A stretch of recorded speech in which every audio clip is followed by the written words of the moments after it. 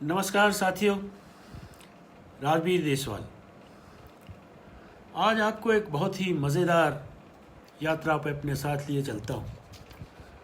और ये यात्रा है उस देश की, उस प्रदेश की जहाँ हूर मेनका पंडित लक्ष्मी चंद जी का एक स्वांग हुआ है, जिसको मैंने अंग्रेज़ी में एडेप्टेशन लिखी थी और जिसमें मुझे हरियाणा साहित्य अकादमी की ओर से विशेष साहित्य सेवी पुरस्कार, जिसके साथ 50,000 रुपये और एक साइटेशन थी, वो भी मिला था सन 2010 में। ये स्वांग जो है, इनकी एडेप्टेशन अंग्रेज़ी में ये पहला अटेम्प्ट था। मुझे लगता है आपको अच्छा लगेगा, इसलिए तकरीबन आधा घंटा मुझे लगेगा इसको रिसाइट करने में। लेकिन मैं इसको रिसाइट इसलिए भी करना चाहता हूँ क्योंकि ये किताब जो मेरी थी, जिस पे ये अवार्ड मिले थे, ये हो सकता है सभी लोगों के पास ना पहुंच पाए, तो मेरी रीच अपने फेसबुक पेज के ज़रिए लाइव होने में ज़्यादा मुझे अच्छा लगी। और इसमें मैं एक चीज़ बता दूं कि पंडित लक्ष्मी चंद के जितने भी स्वांग हुए हैं, उनमें एक ख़ास कैरेक्टरिस्टिक होती थी, एक ख़ास फॉर्मेट होती थी, एक ख़ास शिल्प होता था, एक ख़ास बुनकरी होती थी। और वो ये था कि एक पहले इंट्रोडक्शन में वार्ता दी जाती है जिसमें कमेंट्री होती है, उसके साथ एक दोहा होता है जिसे कपलेट कहते हैं, और फिर पद्य होता है जिसमें आप वर्स में कोई भी चीज़ कहते हैं और उस स्वांग की को आगे बढ़ाते हैं। इसमें एक सूत्रधार का होना बड़ा आवश्यक है, और पंडित लक्ष्मी चंद स्वयं सूत्रधार की भूमिका में अक्सर आया करते थे। जब मैं इसकी एडेप्टेशन लिख रहा था तो मुझे लगा कि शायद पंडित लक्ष्मी चंद स्वयं मेरे लिए एक कैरेक्टर बन गए हैं, एक पात्र बन गए हैं। हूर मेनका के बारे में मैं आपको थोड़ा सा जिक्र बता दूं वर्नेकुलर में, बाकी की ये सारी अंग्रेज़ी में है, कि हूर मेनका एक ऐसी परी थी इंद्रलोक में, जो इंद्र की सेवा में थी। और जब इंद्र को कहीं ये पता लगता है कि उनकी राज छीनने को है और कोई ऋषि जो हैं विश्वामित्र नाम के, वो भूलोक पे तपस्या कर रहे हैं, और जिनकी तपस्या यदि भंग न की गई तो इंद्र की जो सिंहासन है वो डोल सकता है। ये खबर नारद ने उन्हें दी थी, और नारद को उन्होंने दोबारा भूलोक पर विश्वामित्र के आसपास देखने के लिए भेजा। जो वृतांत वापस जाके नारद उनको देते हैं वो काफ़ी खौफ ज़दा था, खौफ पैदा करने वाला था, जिससे इंद्र ने उन्हीं से पूछा कि उपाय क्या है, और उन्होंने बताया कि आप हूर मेनका नाम की एक परी को, एक स्त्री को जो देवलोक में रहती है, इंद्रलोक में रहती है, उसको आप भेजे भूलोक पे, तो आपकी जो मंशा है वो पूरी हो जाएगी और फिर विश्वामित्र की हो सकता है तपस्या भंग हो जाए। एक दास के ज़रिए हूर मेनका के पास ये भेजा जाता है संदेश। मेनका भी पहले आनाकानी करती है, लेकिन इंद्र के बहुत कहने पर, मनुहार करने पर वो राज़ी हो जाती है, और वो फिर भूलोक पे आके ऋषि के सामने नृत्य वगैरह करती है। और जो भी उसको काफ़ी खौफ है, उसको एक मन में काफ़ी डर है, वो ये भी सोचती है कि ऋषि अपने तप से, एनर्जी से आपको भस्म भी कर सकते हैं, और भी कुछ कैटास्ट्रोफिकल चीज़ जो है आपके साथ कर सकते हैं। ये स्वांग जो है, इसमें जैसे ही तपस्या भंग हुई और दोनों का मिलन हुआ, उस मिलन से एक पुत्री पैदा हुई, और उस पुत्री को इन दोनों ने, विश्वामित्र ने और मेनका ने, वहीं छोड़ दिया to fend for herself just a little small little child, an infant who was taken care of by a bird. एक पक्षी था, वो कण्व ऋषि के आश्रम में उसको छोड़ गया, और कण्व ऋषि ने फिर उस बच्ची को पाला पोसा, बड़ा किया, और वो बड़ी होकर शकुंतला बनी। शकुंतला वही जो दुष्यंत के साथ आती हैं, और जिनका बेटा भारत हुआ, जिसके ऊपर हमारा ये देश का नाम चलता है, भारत। ये स्वांग अपने आप में उस ज़माने में भी 3 या 4 बार से ज़्यादा नहीं खेला जा सका था। उसका कारण ये था, आज के दिन चाहे हम कितना ही ऑनर किलिंग करते हैं, चाहे कितना ही पर्दा सिस्टम करते हैं, चाहे कितनी ही अपनी बेटियों को कोख में मारते हैं, लेकिन उस ज़माने का इतना एनलाइटेंड एक हरियाणवी समाज था और इतना प्रबुद्ध था कि उसको ये बात गवारा न हुई कि दैवयोग से पैदा हुई एक बच्ची, उसको एक ऋषि और एक इंद्रलोक की परी अकेले छोड़ जाएं भूलोक पे, और इस तरह की चीज़ नागवारा गुजरी, और ये स्वांग जो है ये बहुत ज़्यादा उस ज़माने में चल नहीं पाया। लेकिन इसके पीछे जो सारी कहानी है और कहानी इसके पीछे जो संदेश है वो आपके लिए बहुत ज़्यादा ज़रूरी है। So I will begin my recitation. As I told you, it has 3 parts, commentary, couplet as also verse. So वार्ता, दोहा और वर्स जैसे जैसे आएगा मैं आपको बतलाता चला जाऊंगा। Now here we go. Hur Menka the seductress. Indra Devata, having experienced a jolt to his throne and apprehending being thrown off his acknowledged domain of Indrapuri, summons Narad Muni and pleads with him to explore the Bhulok, to find out for him if anyone was trying to attain heights of sublimity through spiritual practices which could cost him his exclusive position. Narad descends on earth and observes Rishi Vishwamitra performing penance and austerities while sitting in deep meditation.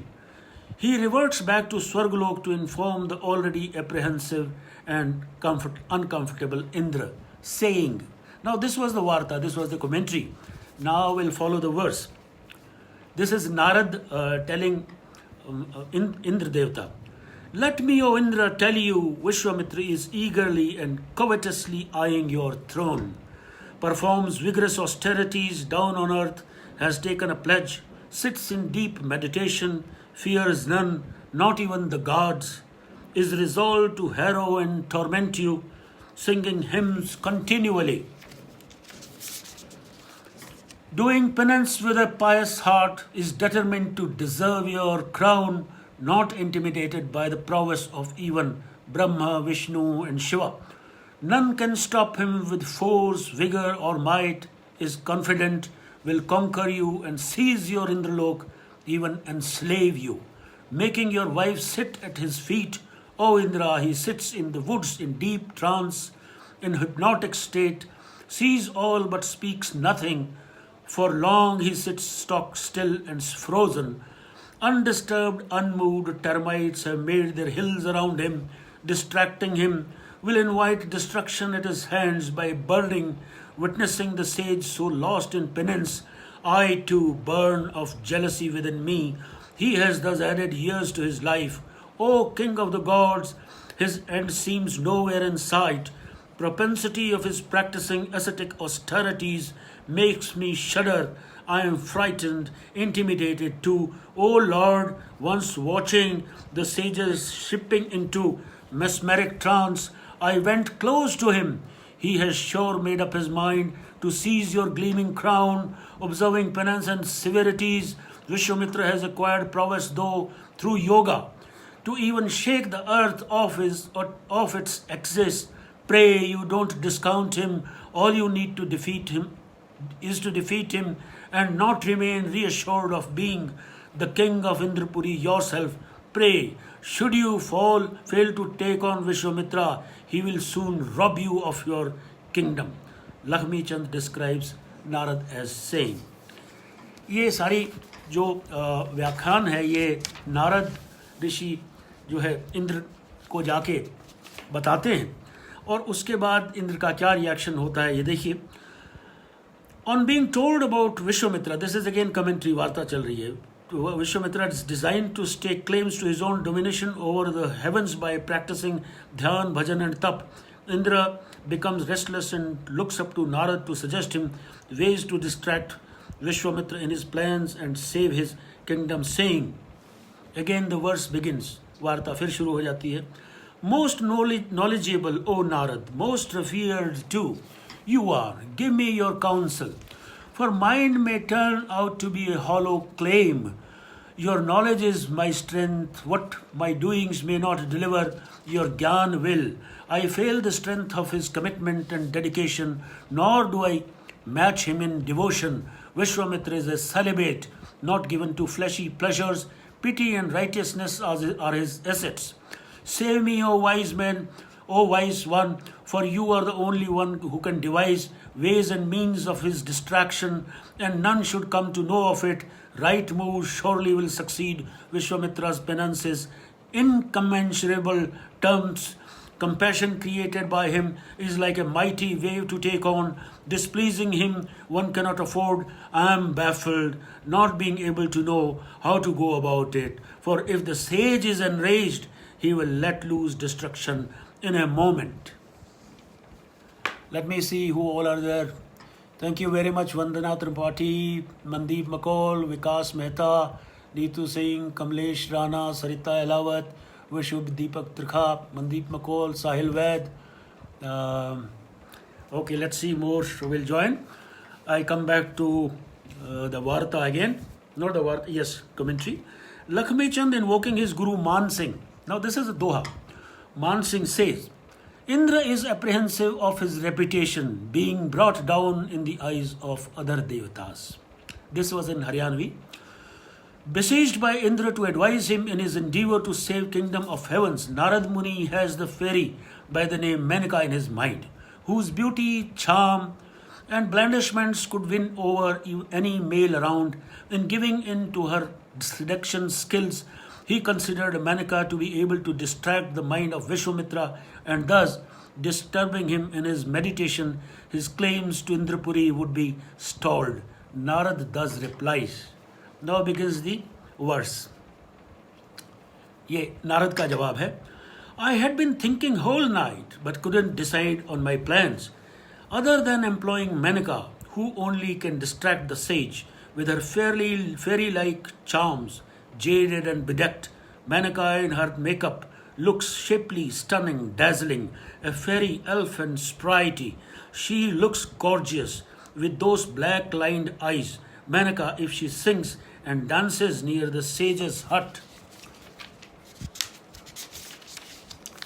can distract him, confound and disconcert him. A woman can easily touch the extremes. Even her soft amorous ways are both amusing and killing. A woman's charms and blandishments can break the strongest walls of male steadfastness. Let Menaka herself tackle the sage. Thus, she can free you of your troubles. She knows her job well and will do your bidding gladly. Now, Lakshmi Chand again says in a couplet, Doha. This is intertwined, Dohas, verses, and couplets, all that stuff, including commentary. Menaka's skills and charms are enormously capable of having their desired effect on Vishwamitra. Here begins the commentary again. Being convinced of Narad of his suggestion to make Vishwamitra leave the path of tap, dhyan, bhajan through seduction by a female, Indra, recognizing Menaka's flair for her art and courage to take on the sage, sends for her, telling the messenger to convey to her that. Now this is the messenger who goes to Menaka and tells her that his lord Indra has sought her services. So how does he approach her? Menaka, things are out and adrift. You only can set them right. Indra sends for you. You need to come presto, for it is the most expedient, helpful. Menaka, you are your own. Join Indra, for you alone can save situation. You only shall be his redeemer, a savior and a defender of his reputation. Being a denizen of Indralok itself, you will, I am sure, live up to expectations. That befallen trouble is a mighty one. Indra's predicament is that of a boat trapped in a whirlpool. Now no time to sit back, only toiling hard will deliver. Believe me, you shall be suitably compensated with rewards for your efforts. None can doubt what you can achieve. That makes you the chosen one. No other hopes are in sight. Only a focused effort will yield the creeper of destruction sown in one's own house seems to engulf one and all. This was the messenger who reported Indra's side to Menaka. Lakshmi Chand describes the messenger's word in a doha, saying, living in the world one must happy be, whereas the shoulder one need to weep on, and how the miracles, miseries to be ended. A war may break out if you don't come along, although I still haven't told you the whole truth. Now again there is commentary.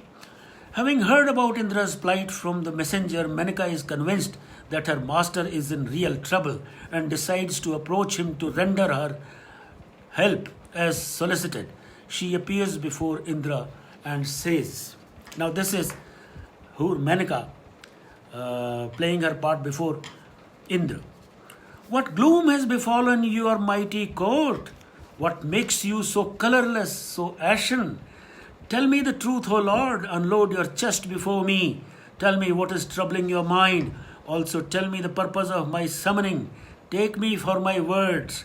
I am with you in all your plans and programs.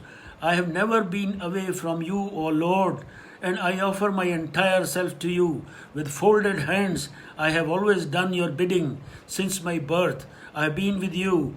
Tell me the whole truth, O Lord. I shall do whatever your command may be. What enemies have threatened you? Who has and with what force taken away some precious things from your camp? Did anyone in your attendance disobey you, or it is I who have angered you? I beseech you, sitting at your feet, O Lord, share your grief with me. Did someone misrepresent to you and about me said unpleasant things? Do you intend to fight someone for whom is your sword being sharpened? Tell me what grieves you, howsoever big or small, but must you say all this to me? Tell me all about what's gone wrong and where. I promise I'll make myself a cause to end your grief, even if I have to suffer some trouble. Why have you become so quiet? Don't take the grief to your heart. Lighten up your gloom and cheer yourself up. I give you my Lord, my word, O Lord, to obey your command. Whatever you entrust to me will gladly be done here and now. Now, up to this time, Menaka doesn't know that she has to go to Bhulok to break the vow of Vishwamitra. She doesn't know as of now. Lakshmichand describes Hur Menaka as saying, again it's a doha, I'll give remedies to cure your maladies. Again Varta, that is commentary. Although submitting to Indra's coaxing and goading, Menaka relents and agrees to undertake the task of distracting Vishwamitra in his meditation. But she realizes the gravity of sin, of igniting passion in a sage in the first instance, and his natural annoyance and rebounding on her with vengeance and violence in the second. Menaka thus says. Now Menaka says her viewpoint. वो अपना viewpoint जो है वो इंद्र को बताती हैं. Meanwhile, who all have joined? Kamlesh, Rana, Gagan Damija, Yuvraj Batra, Rahul Batra. Oh, all the doctors. Welcome.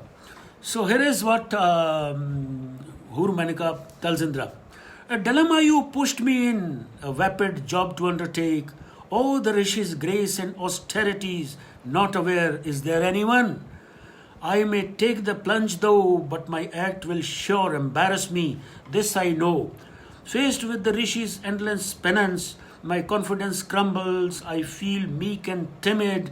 What largesse would you spare me, you yourself being white-livered and a weakling to fend for yourself? I may just be left in the lurch, the Rishi's countenance will intimidate me. None to help me there, none to aid, and raised he shall slit my throat. Will that be good reason to gloat?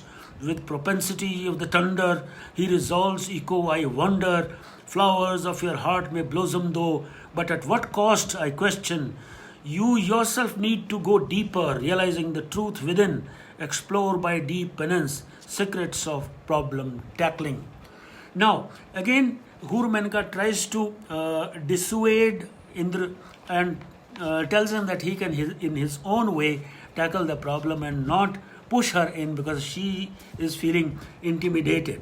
Menaka keeps impressing upon Indra her being in a fix and in a bind too, and she continues in her implorations like, suffering I am a quandary, O Indra, after listening to you and your concerns, but even the thought of going near the omnipotent Rishi makes me have shivers down my spine. Even I try to kindle flame of light or lust, The rishi with his hurt self and darts of fiery vengeance shall burn me, and never know how will I be able to live with a curse. If he hurls one on me, things are smooth. Why open a Pandora's box?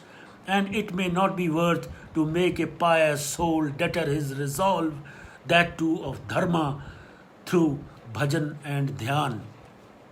She tries to tell Indra in so many words her plight and her fears of approaching the rishi. Now, again, the commentary Lakshmi Chand gives. Indra chooses to ignore Menaka's concerns, and being blind in his madness to save his domain, he becomes insensitive to her fears, doubts, and worries. He tries to press her into further submission through allurements and much more. Now, Indra tells Menaka thus. लोभ लालच भी देके इंद्र ने हूर मेनका को अपनी तरफ करने की कोशिश की. नाउ इंद्र क्या कहते हैं? आई beseech you, Menaka, don't you worry. Even if it hurts your body or soul, you need to fulfill my task. Only you can make me reach my goal and end all my sufferings with one stroke. You have to simply usher down into the Mrityulok. If you desist, my worries will multiply. Seems not to letting it go. The rishi eyeing my throne, being in deep meditation and invocation of gods, the more intense in his deep devotion, the more heartbreaking it is for me. His undiluted and dedicated invocation makes me feel the most uncomfortable, and renouncing all earthly temptations, his challenge, it bears fruits, will make him rise in highest pedestal, depriving me of mine own. I can sit with ease if only his purpose is blunted. And I beseech you to make preparations.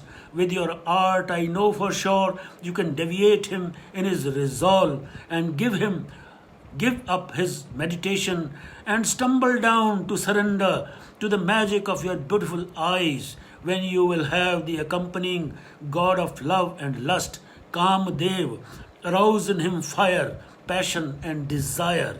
Your matchless beauty can do wonders, and I'm sure it'll help me in the cause. With Indra's insistence, now again a commentary begins. With Indra's insistence, Menaka gives her consent to go to the rishi, but on the condition that Pavan Dev, god of winds, Meghamala, rain goddess, and Kamadev, god of love and lust, shall accompany her. She tells Indra that when suitably dressed and adequately bedecked with jewels, she would reach up to the rishi with all her blandishments, employing the services of the gods of winds in fluttering her dress in a way to allow the rishi to have a peep. Rain gods making the weather all the more romantic by causing little drizzle, and Kamadev arousing cardinal desire in the rishi to make love. Then only the rishi will look at her with passion, finding an object of his satisfaction, and he will be disturbed and distracted in his meditation. For those of you who have joined late, like my friend Pritpal Pannu and Rosie Chopra and many others, this is the story of Hur Menaka, who was sent by Indra, fearing his loss of crown and throne at the hands of Rishi Vishwamitra, and she is now coming to Bhulok to break penance and austerities being practiced by Rishi Vishwamitra. This is the story, and the rest of it will unfold in due course. So here I go again. Lakshmi Chand narrates how Menaka readies herself to wear those killing looks. Menaka now gains to her vanity box, selects jewelry, but starts brooding too. When she holds the mirror and looks at herself, her round eyes look more attractive with collyrium lining. She wears roli, tikka, and bindi on her forehead. She has borla on her forehead. She has hasli, jugni, kanti, and other adequate necklace. These are all Haryanvi ornaments which have been referred to by Pandit Lakshmi Chand. I didn't feel it proper to translate their calling or appellation into English, so I have kept them as they are. And another adequate necklace enough to cover her breasts, to make music with her gait. She jingles chimes, her bodice has embroidered flowers on it with a chunni hanging loose and flowing freely down from her head. She now looks a paragon of beauty that could be likened to a blossoming bed of saffron. Menaka wears a ghagra and on one of her rich thighs teasingly taps the silvery ornament of nada. Thus, having made herself up to the rishi, Menaka walks like a swan on water, ready to take flight. She has a very sweet tongue and a musical chord, and with all the wherewithal of beauty, she heads down on to be with the rishi. It took her only a moment to traverse up to the Mrityulok from Indralok. उसको ज़्यादा समय नहीं लगा मृत्युलोक में पहुंचने में, और फिर से वार्ता शुरू हो जाती है. Having gone enough close to the rishi, Menaka apprehends the sage might look at her with his enraged gaze.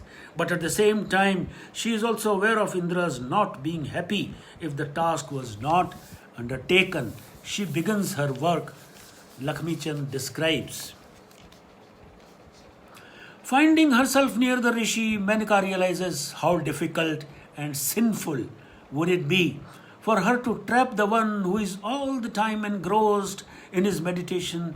Menaka's trepidating heart still hesitates against the impious act of making a sage dwindle, more so the one who has bound himself to dharma. The sage sits there in all solitary sublimity. He believes in giving it a go to the worldly desires and win over his indulgence and temptations.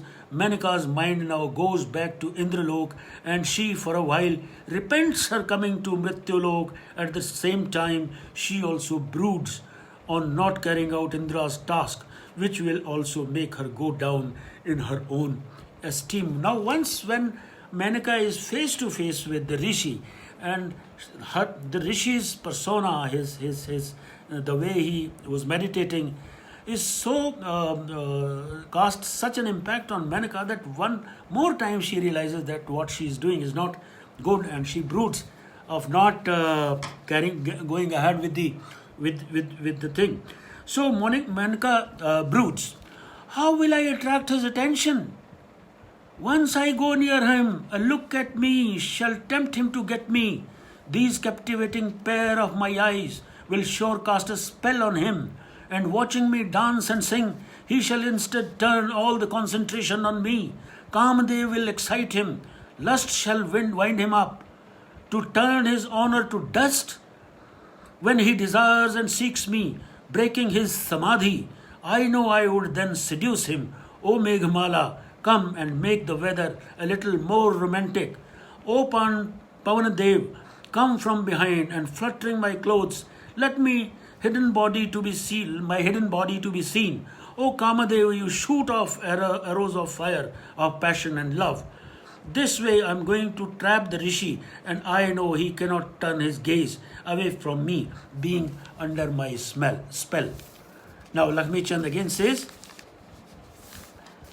now she has made preparations after all to take on the rishi and break his penance. Thus, having been set to achieve her goal, Menaka began tapping the floor. Now look at the quality of rhythmic, minute details that Lakshmi Chand has given.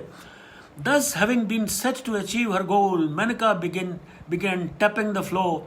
Her movements were swift and quick, like fire spreading in dry grass. She went close to Vishwamitra and began enticing him with her well-coordinated movements. Finding the three devatas giving her company in her task, she, like lightning, found herself face to face with the rishi. She rendered Bhairavi. Everything stunned to silence. Her silky gait was like a duck floating smoothly on water.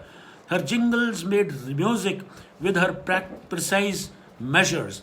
She worked well with her cardinally lecherous eyes to invite the sage's attention. She tapped the ground heavily. The magic soon began to show. Lo, the rishi began losing his concentration. His shoulders began to droop. He opened his eyes. had a look at Menika's curvaceous and lascivious figure. He felt a fire burning within him. Menika looked askance at him from under her thin concealments, emboldened with Kamadev igniting passion in the Rishi. She sped the rhythm faster when the Rishi started appearing vanquished. His eyes opened still wider. He broke his samadhi. He broke his samadhi like a man gone mad and ignited with passion. He too began to gyrate.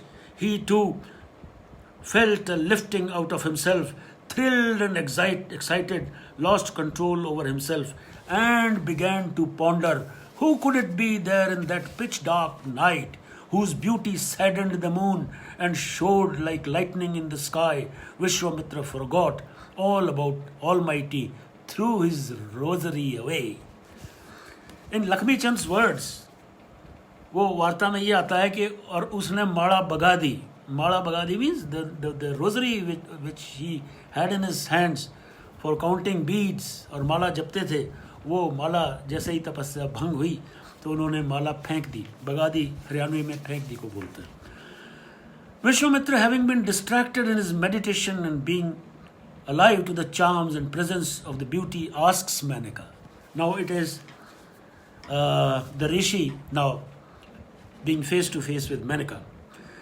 Well bred and well groomed, what land have you come from?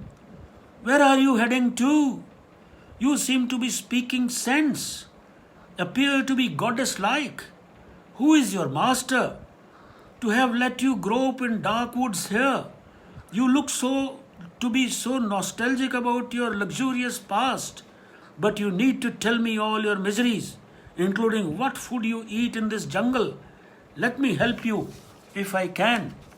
Since you are wearing enough jewelry on you, it's not advisable to be in this God-forsaken place. The Rishi tells Menika, who replies. Now this is by way of a doha followed by the verse. Who in here bothers about others than only the one who bears the brunt of it? Now she says, I am a damsel in distress, and none in here is as aggrieved. Grief and worries is all that's me. Without a male companion, a woman in this world is worthless. And more should you need to know about me. O Rishi, I have no shoulder to lean on.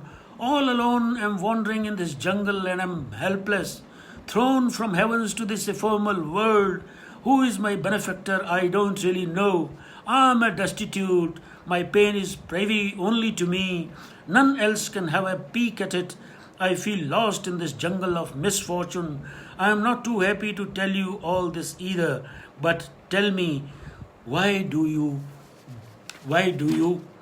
do? O Rishi, ask me all this. That which made you curious, do I have a cure for that? While I was on my way, why did you stop me? Tell me the purpose in your mind. You spoke only once, and that's not justly done. Don't hesitate in sharing your intent, but for me, I am none but helpless. Now Vishwamitra says, welcome Principal Sir, Kartika Sangwan, welcome. Now Vishwamitra says by way of a doha, oh fairy-like, young and lonely, where would you go all alone? This is doha and the verse follows. Come and stay here with me in my abode. Your eyes have nearly killed me, you know.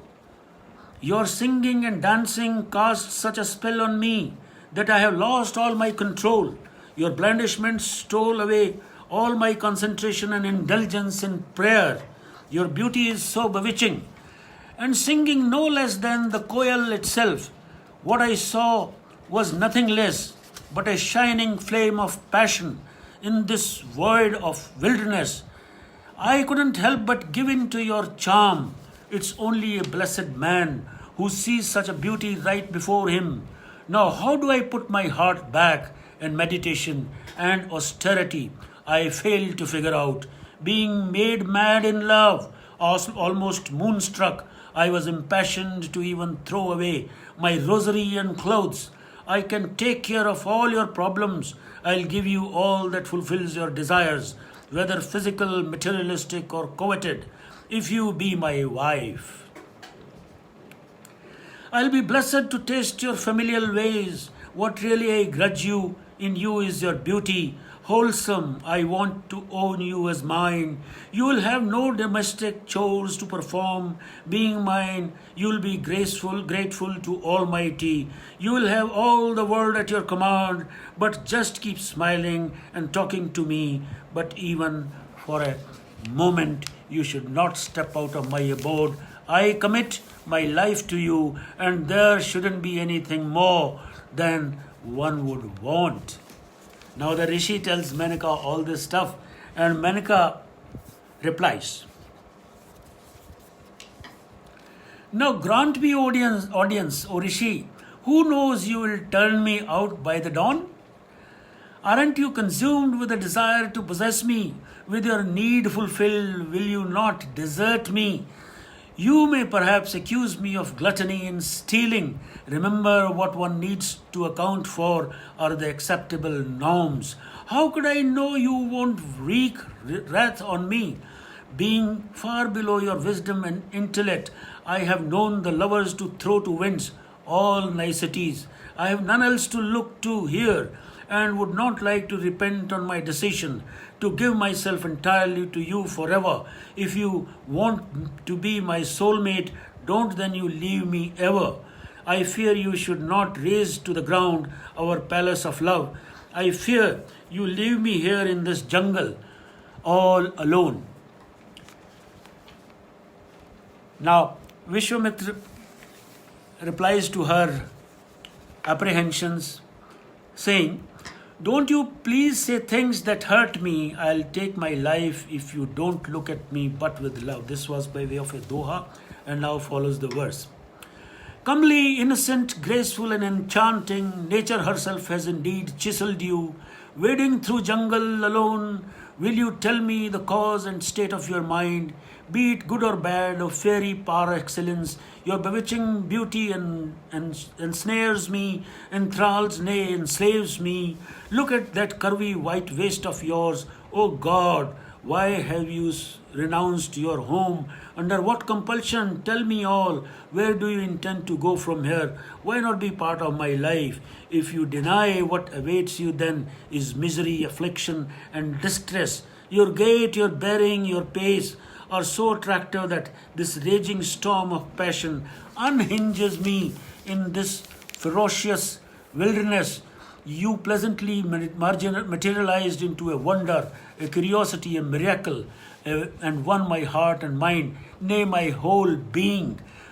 Weaning me of my austerities performed since ages, you invite a curse from me if you don't relent and not be merciful towards me. There is only one pillar of support that sustains all through one's life, and that is dharma. In these times of both despair and hope, anguish and dejection, I urge you to stay with me and be my love all your life. A beauty such as yours is not meant for doing any domestic chores. I would just keep admiring it. Oh, wondrous one, pray make me happy. These are the implorations by Rishi Vishwamitra, who's been vanquished, won over by Menaka. Shashikanta, welcome. Vishwamitra is eager to make Menaka his wife. She too consents to stay with him as per the deliberated plan. In course of time, their alliance results in Menaka getting pregnant. Now this is the commentary going on. At times she recalls the circumstances leading on to her predicament. Carrying the child thus, she often becomes worrisome and distraught and broods. Now, after this commentary, the only mention is that of Menaka getting pregnant with Rishi, with Vishwamitra, and now further there is a doha. A woman that I am rendered silly. I belong to none of the worlds at my own making. Now there is some kind of a repentance setting in Menaka, because she is carrying the child also, and she broods. Look at me, foolish as I am. O folks, who spoiled her life doing Indra's bidding, going weak in my knees, that threw me off balance. Oh, how I lost my direction. Home is home indeed. Fleeing away from home, from one's own, is of no good. Now I realize that doing good to others, harming one's own life is no good. More so, if you do to others good, then it is no good blaming either. One must always keep self control, cool headedness. An expected mother like me should not leave her surroundings. O Lord, I fear lest the Rishi should read my thoughts. I descended from the Devalok, and now see how I have invited everyone's ire, their wrath, their indignation forever. I did vilely own indignation forever. I did willfully own in this insidiousness for myself, yet I did what others wanted me to do. I know I will suffer even the good, done unto others all my life, all that would cost me insult, aspersions, and indignity forever. I know it. I realize my folly. The very thought keeps me tongue-tied. How shall I ever face the court of Indra with same pride and dignity I had? And what would I be in the next birth after being so wronged, sullied, and degraded?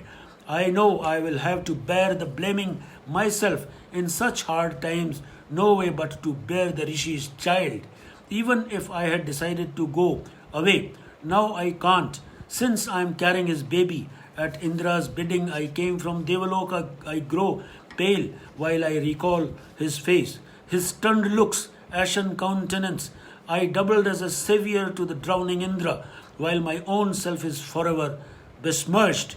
Indra surely stands to gain a lot at my cost. I can't do anything now but to be angry with myself, curse myself, and brood it over endlessly, eternally, incessantly. I see you. Now, this was Menaka feeling guilty about the whole affair and sort of soliloquizing and saying it to herself.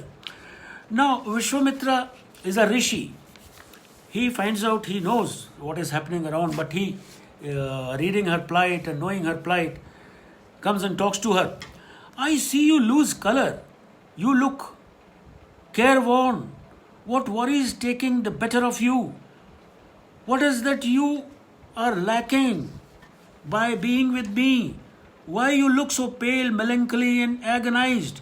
I can see your face pathetic as the moon when eclipsed. I can't stand your tickling tears, draining out with them the captivating inkiness of your eyelids. While I want to unlock my heart to you, you also need to unload your worries. I promise you do. Whatever you command me to do, what is that baffles your mind? What is that poisons, that plagues your heart?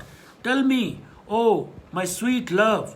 As I am the seeker in right earnest, I am pained at seeing your faded self, which was nothing but a mold of gold. I beseech you, tell me the agony that gnaws at your entrails. Are you in any agony of remorse? I never let you have any dearth of goodies, yet you look so pulled down and frail. Vishwamitra tries to have her mental balance one more time, but Manika is again full of guilt, and she thus says, "It is as if I have wasted my life. It is as if I have blackened my face. What to do now, since maybe as a result of my misdoing, I have unfortunately given birth to a daughter with my heart and soul in the assigned job. I carried out well, but how to wriggle out of this? I can neither bear with the Rishi's wrath nor gain deliverance. I am weak to take it entirely on myself too. I can no longer stay in this jungle of unforeseen miseries. What do I do? Who do I share my grief with? I have myself invited a cursed blot on me. I know Indra stands to gain. If reserved in all the three loks, if I desert the child, she will die. What to do? How do I console myself? If I stay here anymore, I lose my own life. I am so weak that I feel a kind of dizziness, even in slight moves. How to kill my soul? How will I be able to bring up this child, having borne all pain for 1 full year? Perhaps it was my destiny, yet I am carrying the whole load of my sins. What to do? Now, amid all this mental crisis, Manika delivers a beautiful baby. That's the commentary. Manika delivers a beautiful baby girl, but she leaves her all alone near the hut of Vishwamitra, who, on finding the girl and Manika gone, has many questions put to himself, thus saying, जब मनिका को लगा कि वो कैसे बच्चे को पालेगी, बड़ा करेगी और वो वापस इंद्रलोक में लौट जाती है उस बच्ची को विश्वामित्र की झोपड़ी के पास। अब विश्वामित्र किस तरह से इस सिचुएशन में अपने आप को देखते हैं। How had I wronged her? Why did she go away? She left me all alone. I feel as if I have been hammered and buried alive in the earth. When she stayed here, she was full of awareness of me. While seeing her move in front of my eyes, I had satisfaction of sorts, always. Her gait always made me melt within. She was all smiles always, and I loved her so, being around all times. I cannot see her now. She gave all her love to me. For 1 full year, I recall I sat in deep meditation when she digressed me. But she won me over with her song and dance. But she was deeply in love with me, I know. How could she have gone away from me, having said quits? Also, she left the child behind, which in herself is a big burden on me. Why did you come? Why did you go? What did you get in that 1 year? Why did you bear this pain, even of pregnancy, for 9 long months? If you had to do all this, why do you make me shed tears now? It appears as if you have moved to the realm of happiness, leaving me crying and repenting day and night. Oh Manika, you have almost killed me. I have lost all my senses, and I am as if moonstruck. All my treasures and rewards of meditation and penance are gone. I cannot find my rosary, which I lost in the dust, having thrown it away. Oh my Lord, without any dagger, without any weapon, you nearly beheaded me and then went away. Oh, fairy-like, you robbed me of my heart. Where shall I find you ever again? I keep wandering in the woods of wilderness, hungry of having a look at you again. I took birth to live a life of austerities, despite their pains and pangs. I would not like to live on now. It seems that as if I have wasted my life. The bolt has jolted out my desire to live, and I don't think I should live anymore. What is fun of living a life when you have to wash your face with your own tears? The beauty that killed me once makes me wander as a vagrant now. I can blame none, although it's on my own head that I bear the entire burden, which actually was not mine, but someone else's who I adore.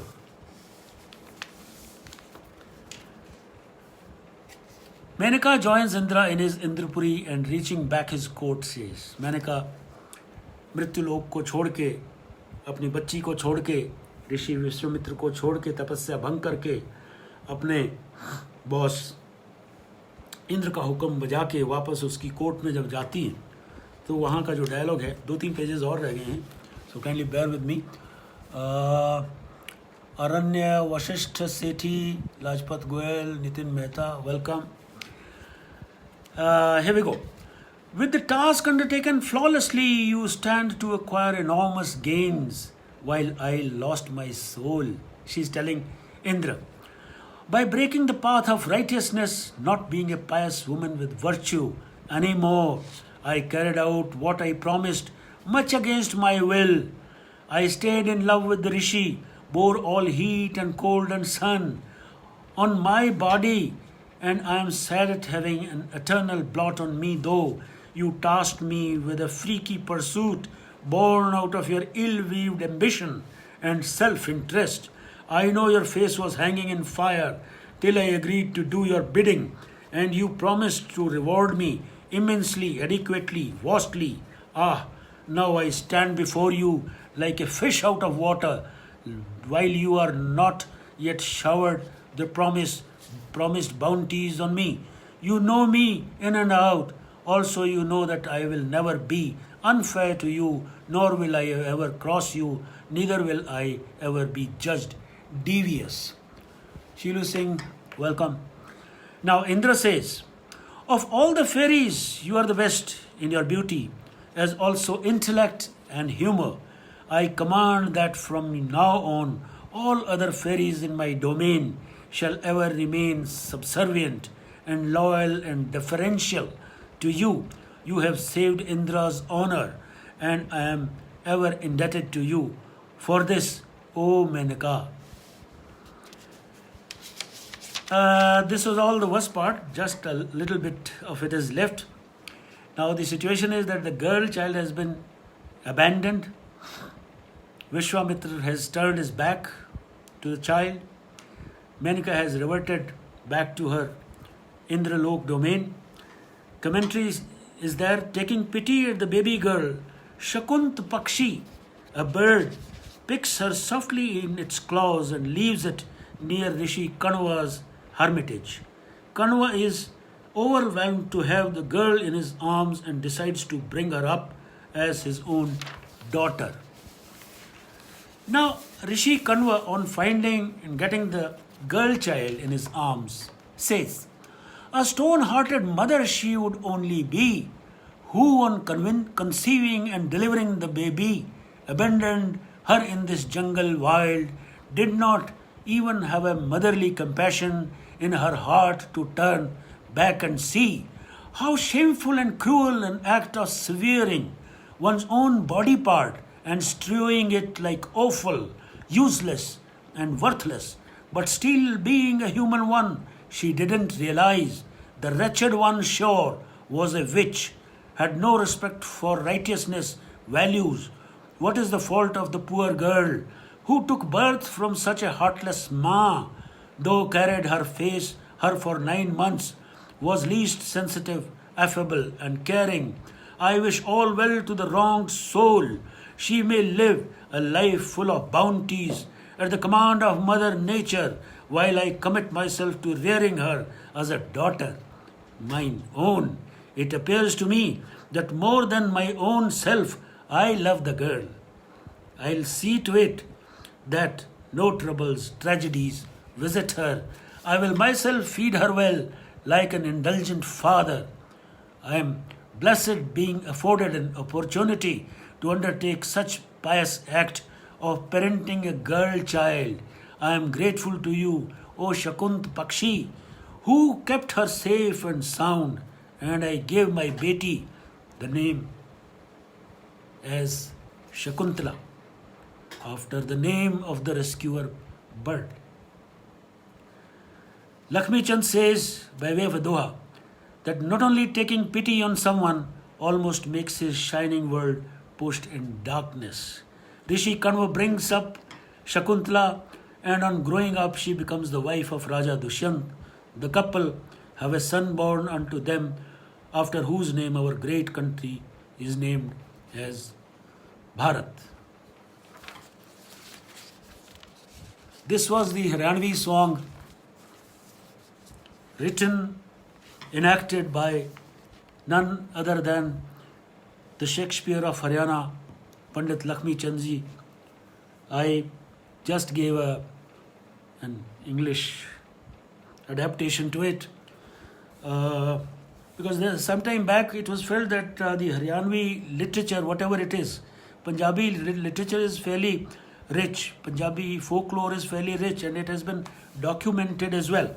But Haryanvi literature, Haryanvi folklore has not yet been properly documented, not to talk of saying it in any other medium, English or any other foreign language. I don't know how you felt about this whole narration, but I'll read out just one epilogue of 8 to 10 lines after I see your comedies watching Sahil Vaid, all are watching. Thank you so much. Um, I have decided to write adaptations of some more Pandit Lakshmi Chand, songs, because they have to be understood in a Haryanvi nuance also, and to find appropriate diction, appropriate verbiage for any dialect is very difficult.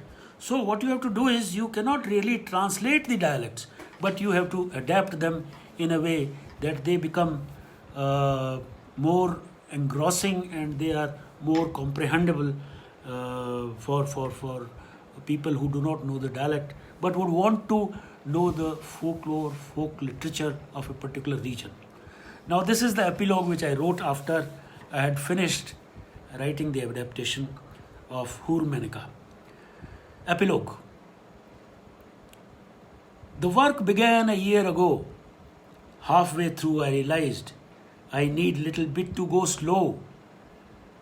In my work, not taking pride, for blank verse is a convenient art. As a tool in the present times, sticklers take it to their heart. You're not sticking to the rhymes. The lyrical flow in Lakshmi Chand, nowhere do its match we find, and I thought I should resign, and am not all be through the grind of being judged and admonished.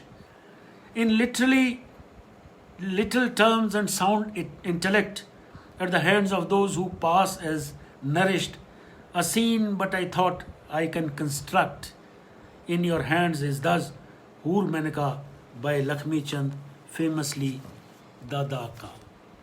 This is Hoor Menaka, running into not more than 50 pages. Now, thank you very much, folks, for watching me and encouraging my effort, in my effort. If you have any questions, please do let me know about dialect, about Hoor Menaka, about the style, about the formatting of Hoor Menaka in English, though it has a definite format in Haryanvi diction. Thank you so much.